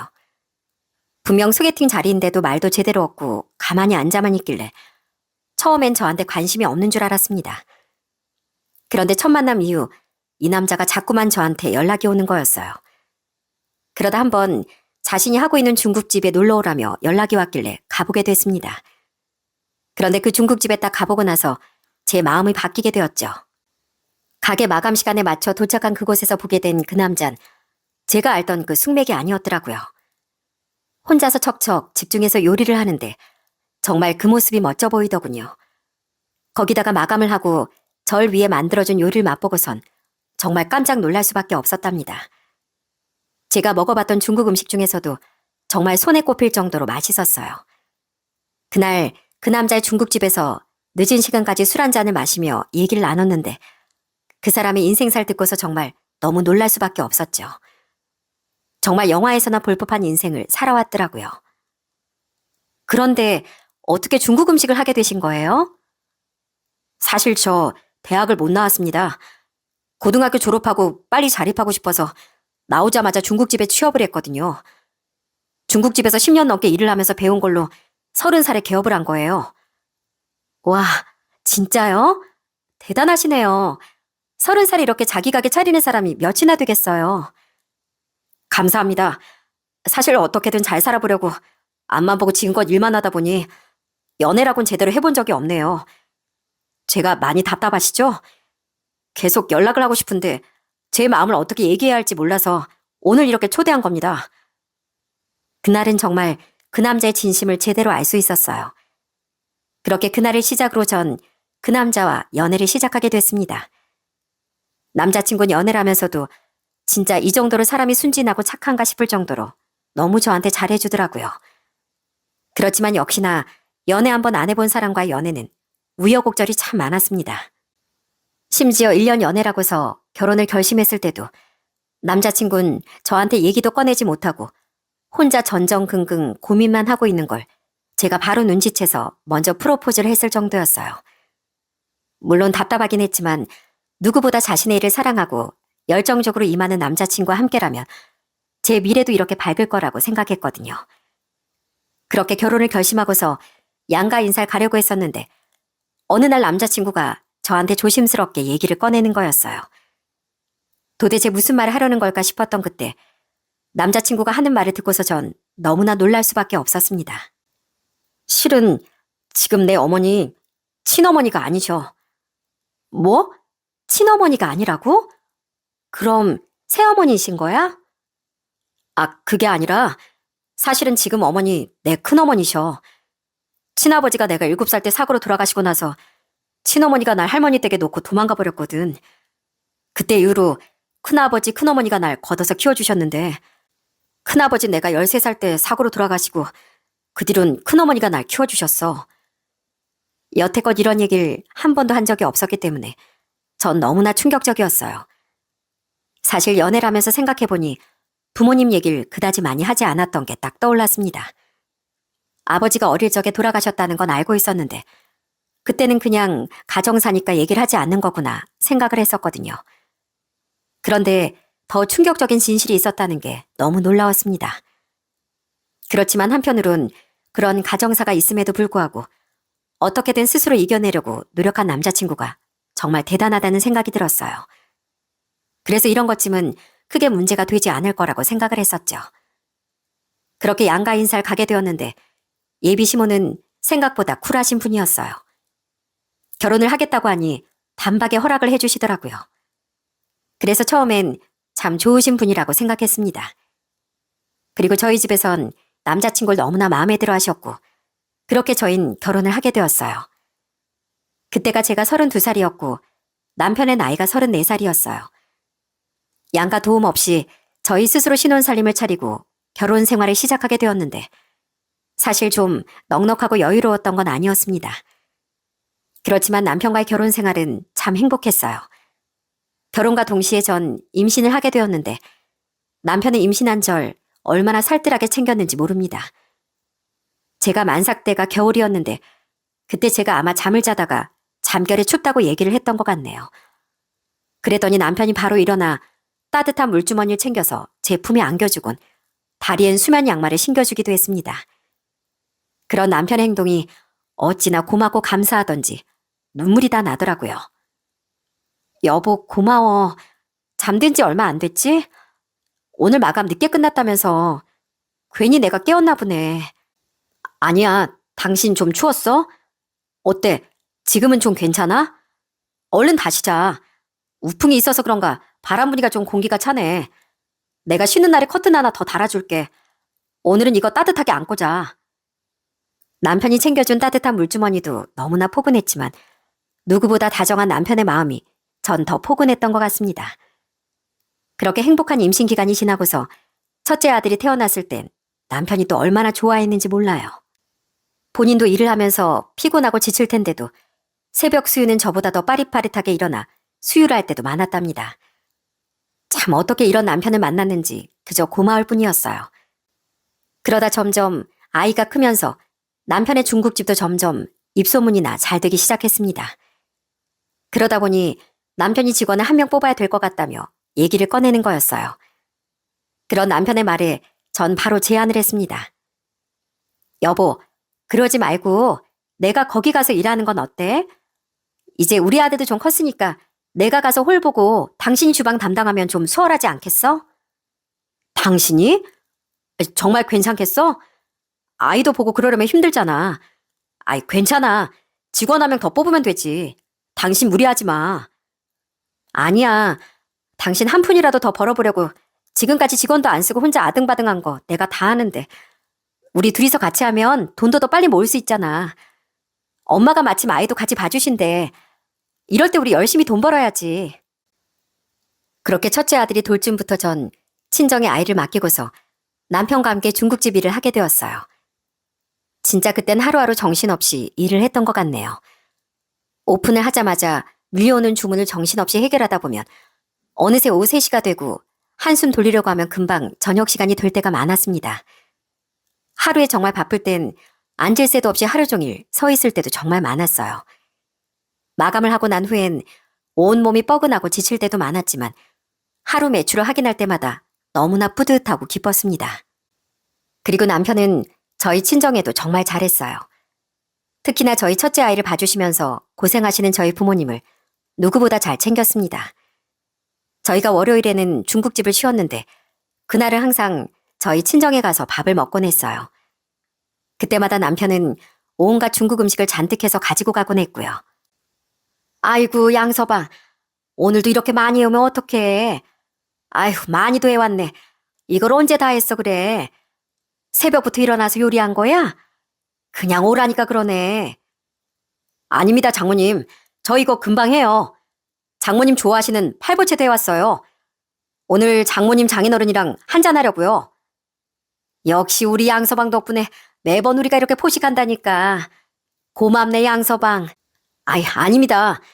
장모님 장인어른 매번 저희 아들 봐주시느라고 고생하시는데 이 정도는 기본이죠. 제가 다음엔 더 맛있는 거 많이 해드릴게요. 남편은 저희 집에도 정말 아들처럼 잘했습니다. 저희 두 남동생들도 남편을 잘 따랐고 남편 역시 남동생들을 친동생처럼 아꼈어요. 그렇게 저희도 열심히 일을 하면서 돈을 벌었고 첫째를 낳고서 2년 후엔 둘째 아들까지 낳게 됐습니다. 정말 감사하게도 저희 친정에선 둘째 아들까지도 다 봐주셨어요. 덕분에 전 둘째를 낳고 나서도 중국집에서 계속 일을 할 수 있었습니다. 그러면서 남편은 더더욱 저희 친정에 잘했죠. 그런데 이렇게 저희 친정 식구들에게 살뜰하고 잘했던 남편이 이상하게 시댁에만 가면 조용해지고 말수가 없어지더라고요. 처음엔 남편이 원래는 조용한 성격인데 친정 식구들에게 더 노력하는구나 생각을 했었어요. 그런데 시모와 시숙 태도를 보면서 그게 아니라는 걸 알게 됐죠. 세상 쿨하고 좋은 사람들이라고 생각했던 시댁 식구들은 점점 만나면서 그 실체가 드러나기 시작했거든요. 왜냐하면 시모랑 시숙은 항상 남편을 무시하곤 했어요. 저희가 사실 자주 찾아갈 수 있는 건 아니었습니다. 저희 일도 바쁘고 또 시모도 일을 하다 보니 자주 보기가 어려웠거든요. 그렇지만 시모 생신이나 명절이면 한 번씩 인사를 가곤 했는데 그때마다 시모와 시숙 태도 때문에 불편할 때가 한두 번이 아니었어요. 언젠간 시모가 갑자기 시댁에 들르라며 남편에게 연락이 온 거였습니다. 그래서 시댁에 갔더니만 주방 꼴을 보고서 전 정말 경악을 금치 못했네요. 며칠 동안 내내 설거지는 하지 않았는지 잔뜩 쌓여 있었고요. 그걸 보고서 제가 놀라하고 있으니 시모가 웃으며 남편한테 얘기를 하더라고요. 경원아, 엄마 배고프니까 탕수육 좀 해줘. 이거 설거지도 좀 하고. 알았지? 네 영 출출하댄다. 네가 얼른 좀 해봐. 어머님, 아직 저녁 안 드셨어요?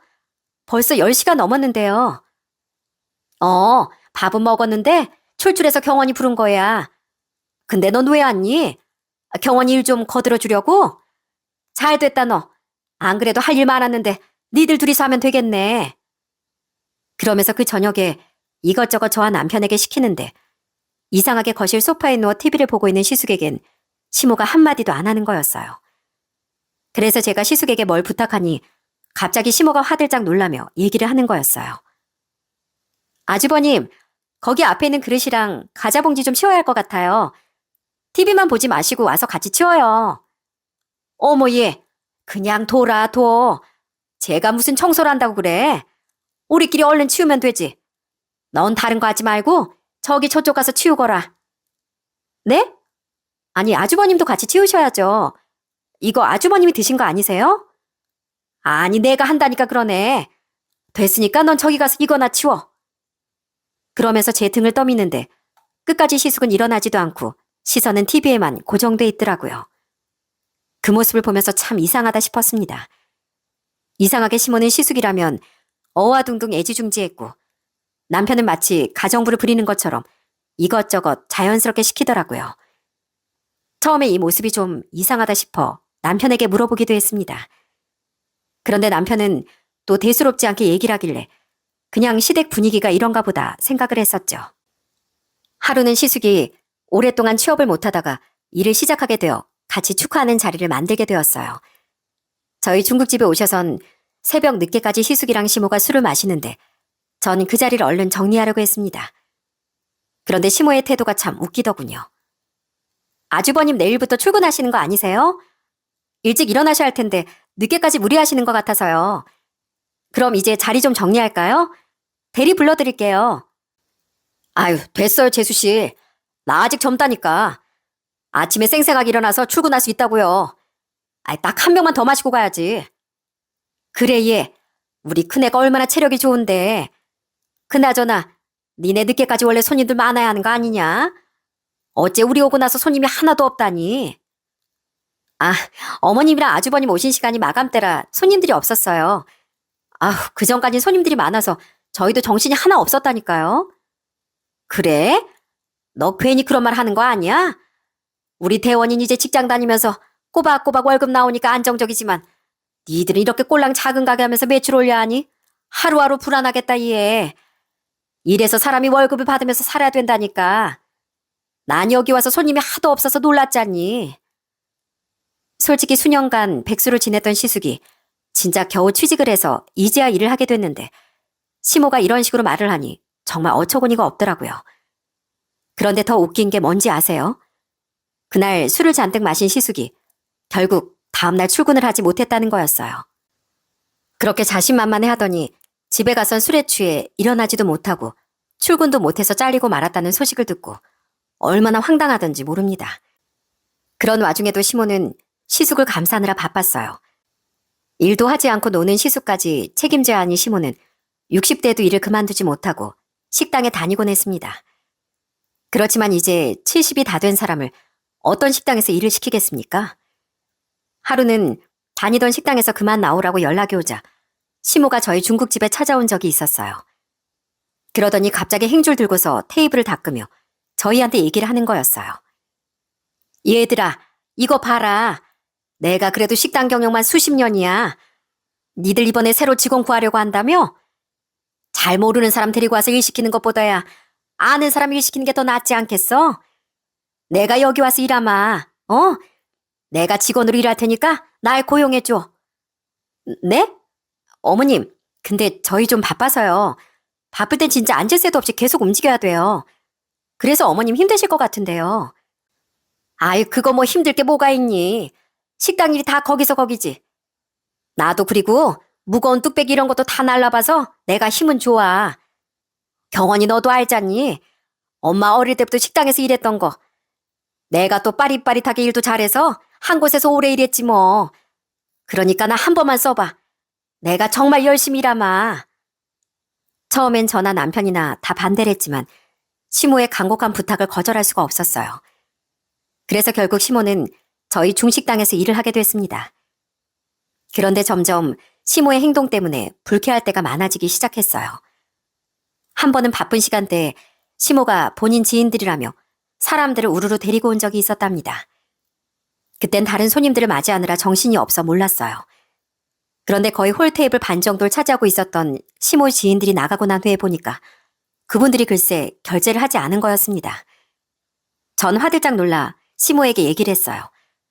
그랬더니 시모 반응이 진짜 기가 막히더라고요. 어머님, 저분들 계산하신 거예요? 보니까 계산 안 하고 가신 것 같은데 계산하신 줄 아신 거 아니세요? 얼른 연락해보세요. 아유, 아니야. 내가 그냥 계산하지 말라고 가라고 그랬어. 네? 계산을 하지 말라고 가라고 했다고요? 아니, 왜요? 왜긴 왜니? 내 지인들한테 이 정도 대접도 못해? 이거 뭐 얼마나 한다고. 저렇게 다 대접을 하면 손님들 나중에 다 끌고 온다니까. 네가 아직 식당 영업을 몰라서 그렇지 원래 다 이렇게 영업하는 거야. 어머님, 그런 게 어딨어요. 지금 점심시간에 딱 저 자리 차지해서 오시는 손님들 받지도 못했는데 뭐라고요? 아니, 식대를 왜 안 받는데요? 그리고 메뉴도 죄다 비싼 요리 메뉴만 드셨잖아요. 허, 예. 아니, 시어머니가 좀 주변에 대접 좀 하겠다는데 넌 뭘 그렇게 아까워하니? 참나, 뭐 재료값만 주면 되는 거야? 아, 내 월급에서 가지고 가면 되잖아. 너도 참 치사하다, 치사해. 남들은 자식들이 부모 기살려준다고 어떻게든 대접하려고 한다는데 너희들은 한 번은 그러라고 한 적도 없고 말이야. 내가 오죽했으면 오늘 사람들 데리고 와서 대접을 했겠어? 전 그때 너무 화가 났습니다. 정말 바쁜 시간대에 홀 반절을 몇 시간 동안 차지하고 있었거든요. 그래서 돌려보낸 손님들도 많았는데 어떻게 저런 식으로 얘기를 할 수가 있는지 너무 화가 나더라고요. 무엇보다 자식이 땀 뻘뻘 흘리면서 불 앞에서 내내 요리하면 안쓰러운 마음이 들어야 당연한 거 아닌가요? 그런데 그런 아들을 보면서도 안쓰러운 마음은커녕 본인 서운한 마음만 토로하니 전 도저히 이해가 되지 않았어요. 그런데도 남편은 시모에게 별 말을 하지 않더라고요. 언젠가 너무 화가 나서 남편에게 제가 따져 물었던 적도 있었답니다. 여보, 정말 해도 해도 너무하신 거 아니야? 어머님, 벌써 몇 번째인지 모르겠어. 지난번에도 그렇고 이번에도 그렇고 어머님 지인도 데리고 와서 식사 대접하고 돈 한 푼 안 받으시잖아. 당신이 좀 뭐라고 해야 되는 거 아니야? 내가 아무리 얘기를 해도 안 들으시잖아. 여보, 내가 미안해. 어머니가 주변 분들한테 좀 자랑을 하고 싶으셨나 봐. 솔직히 나도 한 번 어머님 지인분들 모시고 대접할 생각 안 하긴 했어. 그래서 그러신 것 같아. 내가 나중에 어머니한텐 잘 얘기할게. 이번만 좀 참아줘. 남편은 시모가 이렇든 저렇든 별말을 하지도 않고 그저 저에게 미안하다며 참아달란 얘기만 하더라고요. 사실 남편은 친자식도 아니고 그것도 시조카를 남편도 없이 키운 시모에게 큰 마음의 빚을 가지고 있었어요. 그렇다 보니 시모에게 더 냉정하게 굴지 못했던 거죠. 그런 시모와의 관계가 아슬아슬하게 이어나가고 있던 어느 날 저희 집에 정말 큰 경사가 생겼답니다. 결혼하고서 쭉 살고 있었던 낡은 빌라에서 결혼 7년 만에 저희가 드디어 이사를 가게 됐어요. 바로 신축 아파트 청약에 당첨이 된 거였죠. 진짜 저흰 7년을 꼬박 열심히 일을 했습니다. 밤 늦게까지 서빙하고 설거지하고 또 서빙하고 설거지하고 요리하고 그러면서 아끼고 아껴 돈을 모았답니다. 그렇게 모은 돈이 3억 정도 되었죠. 청약에 당첨되었다는 소식을 듣고서 저와 남편은 진짜 눈물을 펑펑 흘렸답니다. 정말 7년 동안 제대로 쉬어본 적도 없이 비가 오나 눈이 오나 아파트 단지를 뛰어가면서 번 돈이었거든요. 좋은 아파트라 잔금을 치를 수 있을까 고민을 했었는데 당시 살고 있었던 집 보증금과 모아둔 돈 거기다가 대출을 좀 받게 되면 입주는 충분히 가능한 상황이었어요. 정말 아이들이랑 행복하게 좋은 집에서 앞으로 살아갈 생각을 하니 너무 행복하고 기분이 좋았습니다. 그렇게 입주만 기다리고 있는데 갑자기 쉬는 날 시모가 저희 집에 찾아온 거였어요. 아침부터 전 이사 갈 준비를 하느라 진짜 정신없이 정리를 하고 있었거든요. 그런데 그런 와중에 시모가 딱 초인종을 누른 거였죠. 전 웬일인가 싶었습니다. 어머님 웬일이세요? 오늘 쉬는 날인데 어디 안 가셨어요? 뭐 너희 이사 준비하니? 뭘 벌써부터 해? 아직 한참 남았을 텐데 나중에 해도 되는 거지. 사람 일이라는 게 어찌 될 줄 알고. 네? 애들 짐도 있고 이왕 새 아파트로 가는 거 깔끔하게 필요 없는 거 다 정리하고 가려고요. 근데 어쩐 일이세요? 아니 뭐 그냥 와봤어. 너 뭐 하는가 해가지고. 근데 내가 들어보니까 거기 꽤나 비싼 아파트던데 니들 돈 좀 모았나 보다. 뭐 얼마나 모았니? 그냥 뭐 거기 들어갈 정도 다 모은 건 아니고요. 여기 보증금이랑 대출 이것저것 해서 가는 거예요. 근데 그건 왜요? 에휴, 그래도 꽤 모았으니까 거기 가는 거 아니야. 얼마나 모았는데? 봐봐. 어디 얼마나 모았는지 내가 궁금해서 그래. 너 통장 좀 보여줘봐. 전 시모의 갑작스런 말에 너무나 당황스러웠어요. 통장을 왜 보여줘야 하는지도 몰랐고요. 그래서 처음엔 그냥 대충 말을 돌리면서 안 된다고 거절을 했어요. 그렇지만 시모는 자꾸만 보여달라고 재촉을 하는 거 있죠? 아니 왜? 그거 좀 보여줘. 그거 뭐 보여준다고 해서 다뤄? 그냥 너희 얼마 모았나 궁금해서 그런 건데. 그래도 그건 좀 아닌 것 같아요, 어머님. 저희 그냥 적당히 모았어요. 참, 아유, 알았어. 그나저나 좀 출출하네. 온 김에 밥이라도 좀 먹고 가야겠다. 애들은 네 친정에 맡긴 거니? 그럼 너랑 나랑 둘이서 밥이나 먹자. 그럼 나가서 먹을까요, 어머님? 지금 당장 냉장고에 찬거리가 없어서요. 뭘 또 나가서 먹어. 난 여기 있을 테니까 네가 마트 갔다 와. 나가서 먹으면 돈이나 쓰지. 집에서 해먹는 게 낫지 뭐. 얼른 다녀와. 집도 지저분하다 오래됐다 그러며 한 번은 안 왔던 시모가 뜬금없이 집에 왔다는 것도 이상했지만 갑자기 밥을 둘이서 같이 먹자고 하는 것도 좀 의아했습니다. 그렇지만 밥을 먹자고 하는 시모를 가라고 내쫓을 수도 없었어요. 그래서 마트에 가서 대충 먹을 찬거를 사고서 집으로 돌아왔습니다.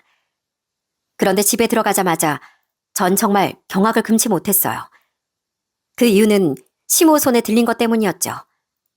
시모는 제가 집을 나가니 저희 집 안방을 뒤진 건지 안방 서랍장에 있던 통장을 손에 쥐고 있더라고요. 그러면서 웃으며 저한테 얘기를 하는 거 있죠. 어머님, 지금 뭐 하는 짓이에요? 세상에, 이게 얼마야? 이거 공이 대체 몇 개야? 니들 돈 꽤나 많이 모았나 보다. 어머님, 그건 어디서 꺼내셨어요? 저희 집 안방이라도 뒤지신 거예요? 아니, 방을 왜 함부로 뒤지시는 건데요? 그거 주세요. 얼른 주시라고요. 아니, 내가 아들네 왜 통장도 못 보니? 네가 하도 안 보여준다 고집 부리길래 도대체 얼마나 모았길래 이러나 싶어서 본 거야. 뭘 그거 가지고 성질을 내? 근데 니들 이렇게 돈 많이 모았으면서 여태 그렇게 산 거니? 참, 니들도 니들이다. 전 여전히 통장에서 눈을 떼지 못한 채 입가에 웃음을 머금고 있는 시모를 보면서 정말 소름이 돋았습니다. 그리고 속에선 화가 치밀어 올랐어요. 아무리 가족이라고 한들 어떻게 마음대로 서랍장을 뒤질 수가 있나요? 얼굴이 울그락불그락 변하고 있는 제 표정을 아는지 모르는지 시모는 갑자기 제 손을 잡고서 소파로 향했습니다. 그리곤 갑자기 말투를 바꾸더니만 다정한 척 저한테 얘기를 하는 거였어요. 예, 너 네 시숙 요즘 만나는 여자 있는 거 알지? 그 여자랑 또 결혼을 하겠다고 하더라고. 네 시숙 나이도 이제 43살이잖니. 이제 결혼 안 하면 아마 앞으로도 하기 힘들 거 너도 알지? 그리고 너도 네 시숙 결혼하는 게 좋지 않겠어? 지금 그걸 저한테 왜 얘기하시는 건데요? 아니, 네 시숙 결혼시켜야 될 거 아니야. 너도 형님 있으면 편하지 않겠니? 좋은 게 좋은 거라고? 니들은 그래도 집이라도 이렇게 있지. 네 시숙은 집도 없잖아. 이 돈이면 네 시숙 신혼집 충분히 마련할 수 있을 것 같은데 이걸로 네 시숙 신혼집부터 해주자. 너희야 또 벌면 되는 거 아니겠어? 뭐라고요? 어머님. 나 귀 안 먹었어. 소리 그만 질러. 좋은 게 좋은 거라고 가족 좋다는 게 이런 거 아니겠니? 니들은 중국집도 잘 돼서 이 정도는 금방 벌 거 아니야. 그러니까 서로 돕고 살자고. 어? 이제야 시모가 왜 저희 집까지 찾아왔는지 모든 게 이해가 됐습니다. 전 더 이상 시모와 대화를 하고 싶지도 않았어요. 그래서 전 현관문까지 시모를 데리고 가 친절하게 문까지 열어주고선 얘기를 했습니다. 나가세요.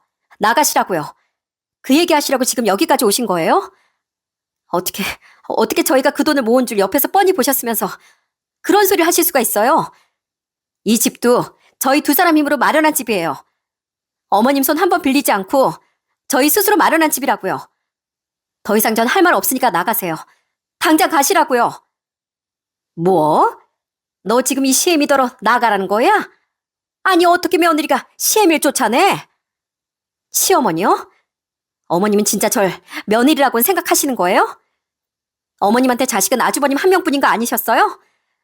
어떻게 죽을 둥 살 둥 모아둔 돈을 이런 식으로 뺏어가려고 하세요? 저 도저히 안 되겠네요. 얼른 나가시고요. 다신 여기 오지 마세요. 뭐라고? 너 이러는 거 경원이가 하면 널 가만둘 줄 알아? 아니 어떻게 나한테 네가 이래? 어떻게? 그까지 돈 가지고 시애미를 이런 식으로 무시해? 그래도 난 니들 내 가족이라고 생각하면서 대한 거야. 근데 어떻게 그런 나한테 니들이 이런 식으로 나와? 네가 우리 경원이 조종했니? 너 때문에 우리 경원이가 자꾸 나한테 벽 두고 그러는 거지? 너만 아니면 그 돈 우리 경원이었으면 당연히 우리 대원이한테 주려고 했을 거야. 네가 이러면 너 우리 집 며느리 못한다. 못해. 끝까지 뻔뻔하게 말하는 시모를 보면서 전 너무나 화가 나 당장이라도 그 팔목을 잡고서 집 밖으로 내보내고 싶었어요. 그렇게 저와 시모는 현관문 앞에서 실랑이를 했습니다. 결국 시모는 제 머리채까지 잡으며 소리를 쳤어요. 이게 진짜? 너 시어머니 뭘로 보고 사람을 이렇게 무시하는 거야? 네가 이러니까 내가 널 안 예뻐하는 거야? 어디서 건방지게. 이거 놓으세요. 이것 좀 놓으시라고요. 시모는 정말 온 힘을 다해 제 머리채를 잡고서 놓아주질 않더라고요.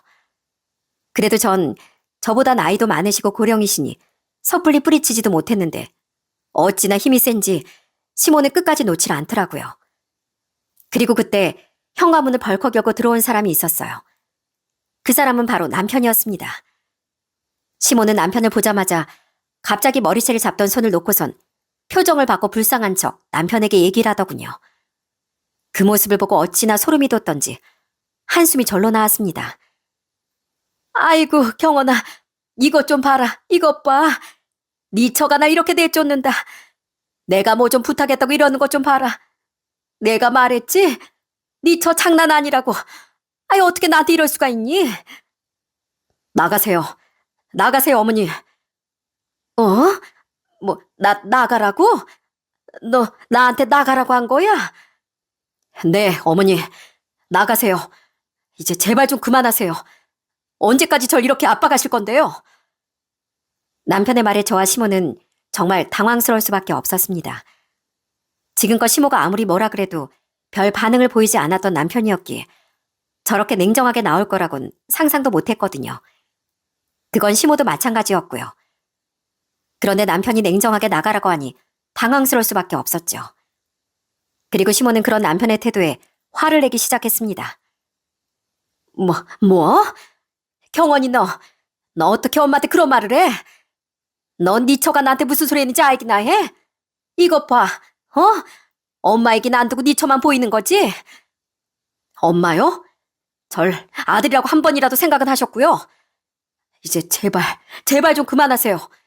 평생 저 아들이라고 생각 안 하셨잖아요. 지금까지 그래도 키워주신 거 감사한 마음으로 여태껏 저 아무 소리 안 하고 살았습니다. 근데 제 피 같은 돈을, 저와 아내가 피같이 모은 돈을 어떻게 형한테 달라고 할 수가 있으세요? 너 다 들은 거야? 아니 난 그냥, 그래, 네 형이 이번에 결혼하고 싶다고 하지 않니? 근데 걔가 뭐가 있어? 그래도 집이라도 한 채 해가야 떳떳하게 살 거 아니야. 니들이야 중국집도 있고 이렇게 집도 있는데 좀 도와줄 수 있는 거 아니야? 그런데 네 처가 절대 안 된다고 저런다. 경원아, 너 네 형이랑 이 엄마가 너 키우려고 얼마나 노력하고 고생한 거 알지 않니? 너 그거 알면서 이러면 진짜 불효야, 불효. 그러자 남편은 눈이 시뻘겋게 변하더니 눈물을 주르륵 흘리면서 오열을 하며 소리를 쳤습니다. 노력이요? 절 키우려고 노력하셨다고요? 남들 보는 눈이 있어서 버리지 못하신 거 아니었고요? 신발 한 켤레, 교복 한 번 새 걸로 사주신 적 없으셨잖아요. 형이 신던 신발, 밑창이 다 헤어졌는데도 그거 멀쩡하다고 저한테 신으라고 하시고, 오죽하면 주변에서 다 불쌍하다면 신발을 줬겠어요. 근데 고생하면서 절 키우셨다고요? 아니, 그건 우리가 생활이 힘들어서. 큰아버지 돌아가시고서 재산 죄다 물려받고, 형은 대학 가자마자 새 차부터 사주셨으면서 대체 어떤 게 힘드셨는데요? 그래놓곤 제가 대학 가야 할 땐 등록금 없다고 고등학교 졸업할 때부터 그러셨잖아요. 그래도 저 그때까지 키워주신 거 감사한 마음으로 살았는데 어떻게 끝까지 이러실 수가 있으세요? 집안 살림도 저 13살 때부터 제가 다 도맡아 한 거 아시죠? 절 걷어주신 게 아니라 절 못 버리신 거 아닌가요? 집에 살림할 사람이 필요해서 그래서 저 놔두신 거 아니냐고요. 제 친아버지가 남기셨던 재산, 큰아버지가 남기신 재산, 그거 다 형 사업한답시고 탕진했을 때도 저 아무 말 안 했습니다. 그런데 어떻게 그런 저한테 이러실 수가 있으세요? 남편의 울분에 시모는 잠시 당황하는 듯 보였습니다. 사실 남편은 지금까지 꾹꾹 속으로 참고 있었던 거였어요. 13살 때 큰아버지가 돌아가시고 나서 그래도 시모가 남편을 내쫓지 않고 어른이 될 때까지 그냥 키워줬다는 것 하나만으로 꾹 참고 있었습니다.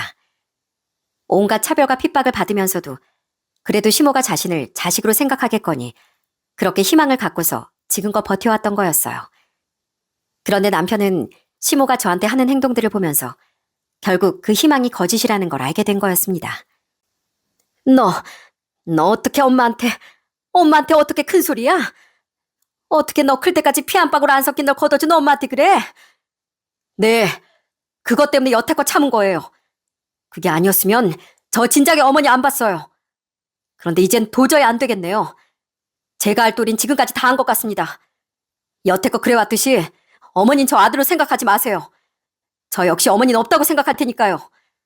지금까지 드렸던 50만 원도 더 이상은 못 드리겠네요. 뭐라고? 경원아, 그게 무슨 소리야? 그게 무슨 소리냐고.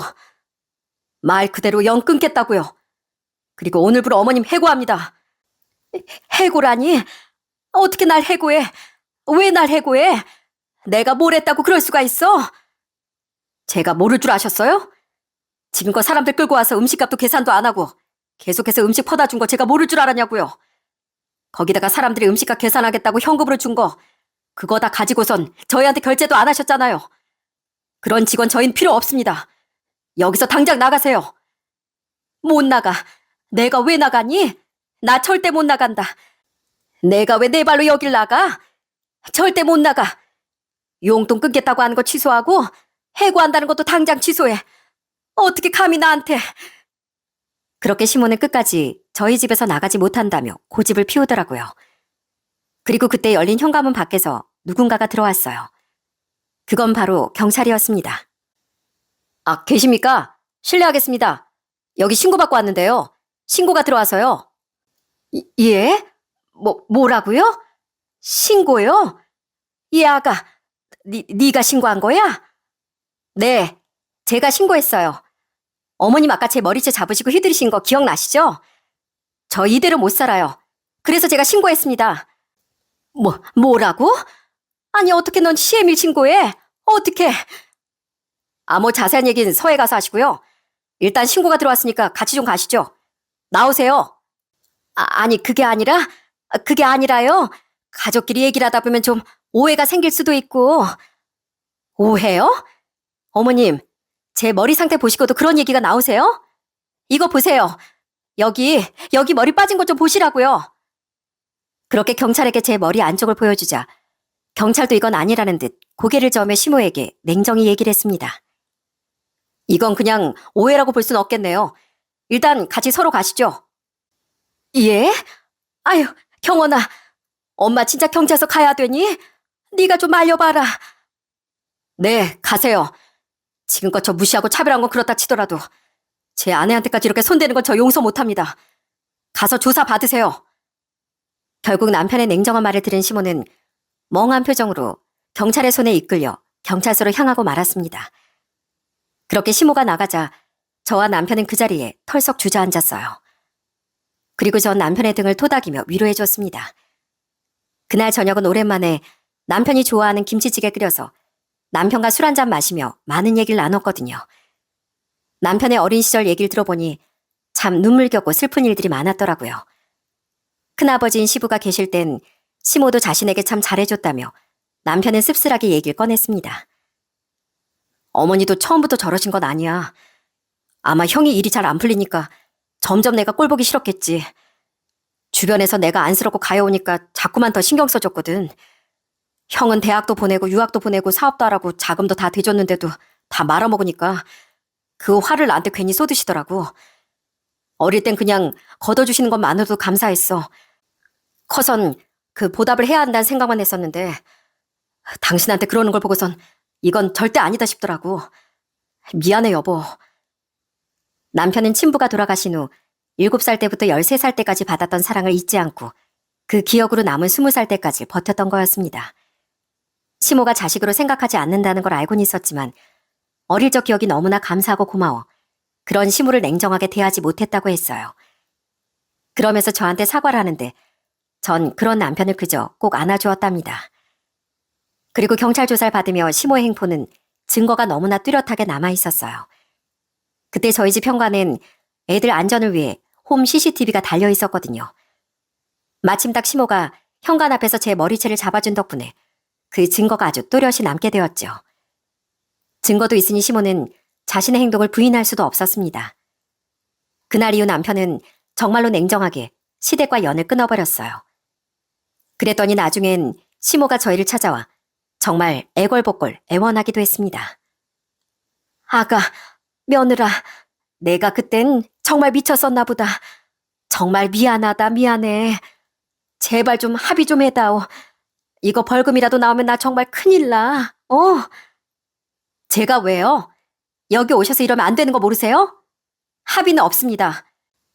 그렇게 시원하게 남의 머리 쥐잡듯이 잡아놓으시곤 이제 와서 미안하다고 하면 단가요? 아이고 얘들아, 왜 그러니? 내가 정말 미안하다고. 나 지금 월급도 없는데 어떻게 벌금을 내라는 거야? 나 지금 카드값도 못 내고 생활비도 없어. 나 이러다가 진짜 길바닥에 나앉게 생겼어. 제발 너희가 내 상황 좀 생각해서 나 용서해주면 안 되겠니? 언제부터 절 며느리로 생각하셨나요? 합의는 없다고요. 이만 돌아가세요. 그렇게 전 냉정하게 시모를 내쫓았고 결국 시댁과 인연은 이렇게 끝이 나고 말았습니다. 남편은 처음엔 좀 많이 심란해했지만 그래도 냉정하게 시댁과 절연을 하고서 모든 연락을 차단해버렸어요. 매달 중식집에서 받았던 월급 250만 원도 남편이 시모 생활비로 챙겨줬던 50만 원도 모두 다 한순간에 끊어버렸고요. 그 뒤로 시모와 시숙은 어떻게 되었냐고요? 말 그대로 두 사람은 폭삭 망하고 말았습니다. 시숙은 결혼 얘기가 나왔던 그 여자와 파혼을 하게 되었어요. 당연히 특별한 직장도 없고 재능도 없었던 시숙이 그나마 집을 해오겠다고 얘기를 해서 결혼 얘기가 나왔던 거였는데 그마저도 안 되니 결혼은 물 건너간 일이 된 거였죠. 그리고 시모는 70이 다 된 나이에 40이 넘은 아들 데리고서 고생고생하며 그렇게 살고 있어요. 못난 아들이 일도 안 하고 집에서 탱자탱자 놀고만 있으니 다 늙은 엄마가 밖에서 생활비를 벌어 살 수밖에 없겠죠. 그렇게 오랜 세월 동안 남편을 차별하고 핍박하고 착취한 벌을 이제야 받는구나 싶더라고요. 그리고 저흰 새 아파트로 이사를 가게 되었어요.